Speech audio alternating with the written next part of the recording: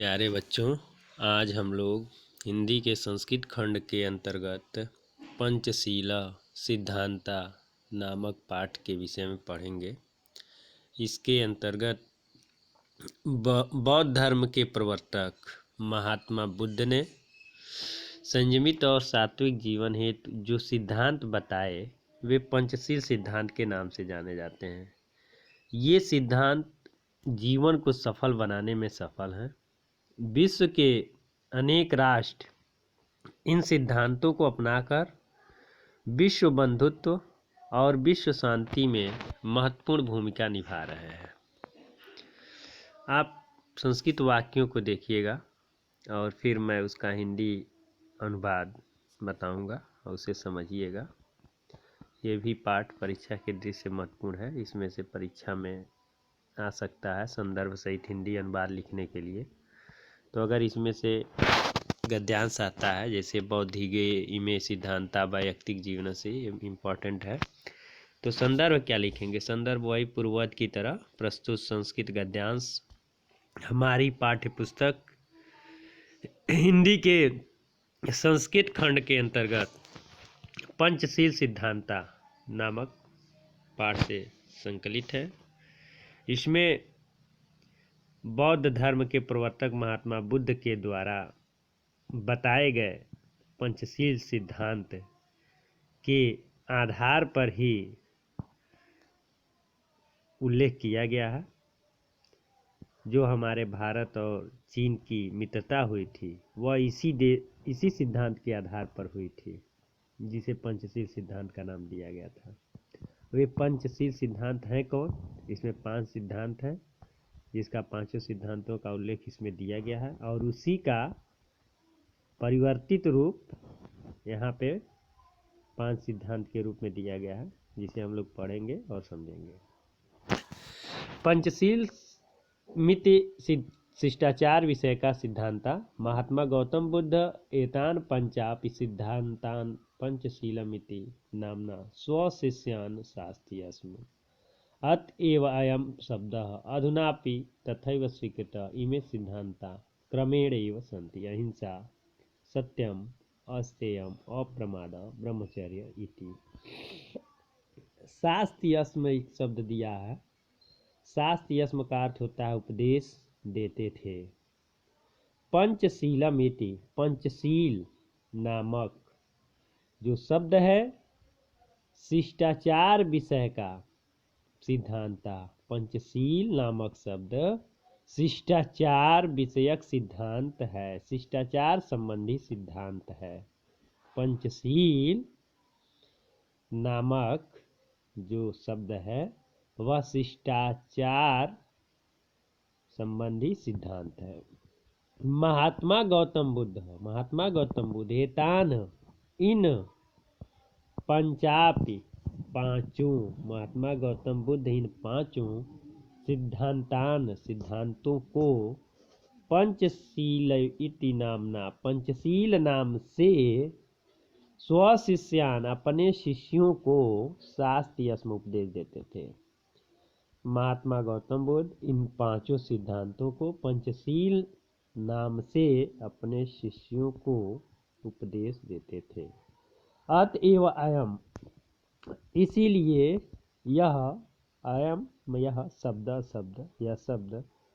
अधुनापि माने वैसे ही, आज भी वैसे ही, तथैव माने वैसे ही, अधुनापि आज भी, इसलिए यह शब्द आज भी वैसे ही स्वीकार किया गया है। इमे सिद्धांता ये सिद्धांत क्रमेण क्रम से एवं अस्ति इस प्रकार है। ये सिद्धांत क्रमशः इस प्रकार है।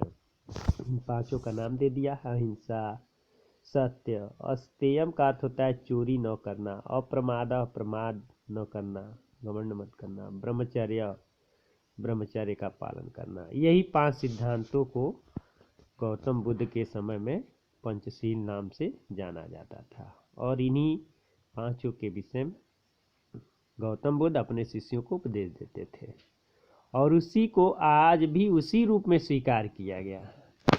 बौद्ध युग में इमे सिद्धांता ये सिद्धांत वैयक्तिक जीवन से व्यक्तिगत जीवन के लिए अभ्युत्थान के लिए व्यक्तिगत जीवन के उत्थान के लिए प्रयुक्तायासन प्रयोग किए जाते थे।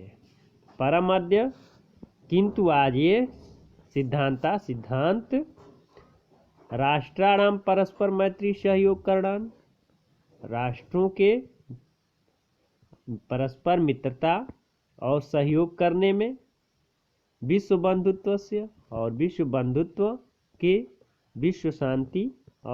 शांति के साधन है। बौद्ध काल में ये सिद्धांत व्यक्तिगत जीवन के उत्थान के लिए प्रयोग किए जाते थे, परंतु आज ये सिद्धांत राष्ट्रों के आपसी मित्रता और सहयोग करने में विश्व बंधुत्व और विश्व शांति के साधन है। राष्ट्र के नायक श्री जवाहरलाल नेहरू महोदय के प्रधानमंत्रित्व काल में यानी जिस समय भारत के प्रधानमंत्री पंडित जवाहरलाल नेहरू जी थे, उस समय चीन देश के साथ भारतस्य मैत्री भारत की मित्रता पंचशील सिद्धांतानाम अधिकृत्य पंचशील सिद्धांत के आधार पर ही एवाभवत ही हुई। राष्ट्र नायक श्री जवाहरलाल नेहरू महोदय के प्रधानमंत्रित्व काल में चीन देश के साथ भारत देश की मित्रता पंचशील सिद्धांत के आधार पर ही हुई। क्योंकि या जैसा कि उभौधनापि दोनों देश बौद्ध धर्म में निष्ठावंत हो, जैसा कि दोनों ही देश बौद्ध धर्म में विश्वास रखने वाले हैं, आस्था रखने वाले हैं।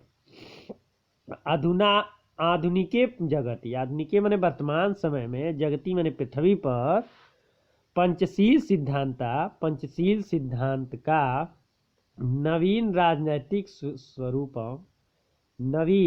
राजनैतिक स्वरूप गृहीतवंत स्वीकार किया गया है। एवच व्यवस्थिता और इस प्रकार व्यवस्थित या निश्चित किया गया है।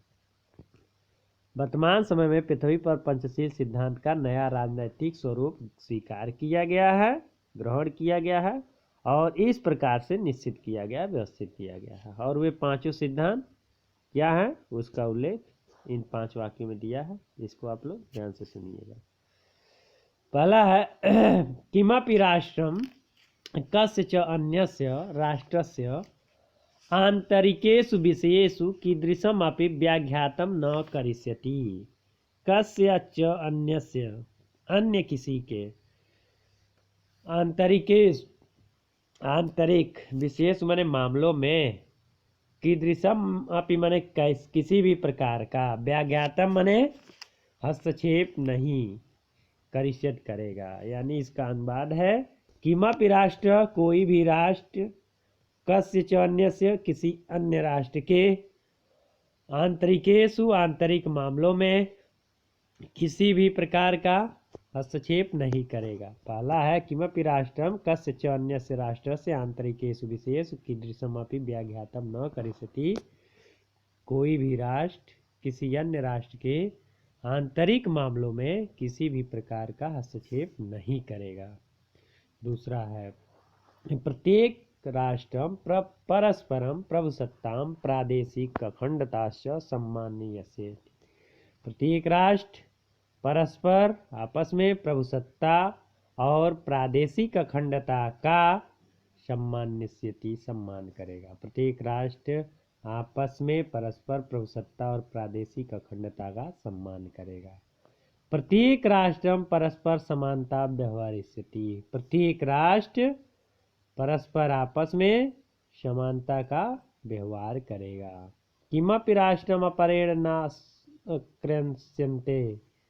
प्रत्येक कोई भी राष्ट्र किमपि माने कोई भी राष्ट्र अपरेण माने दूसरे से आक्रांत नहीं होगा। कोई भी राष्ट्र दूसरे से आक्रांत नहीं होगा अर्थात कोई भी राष्ट्र दूसरे पर आक्रमण नहीं करेगा।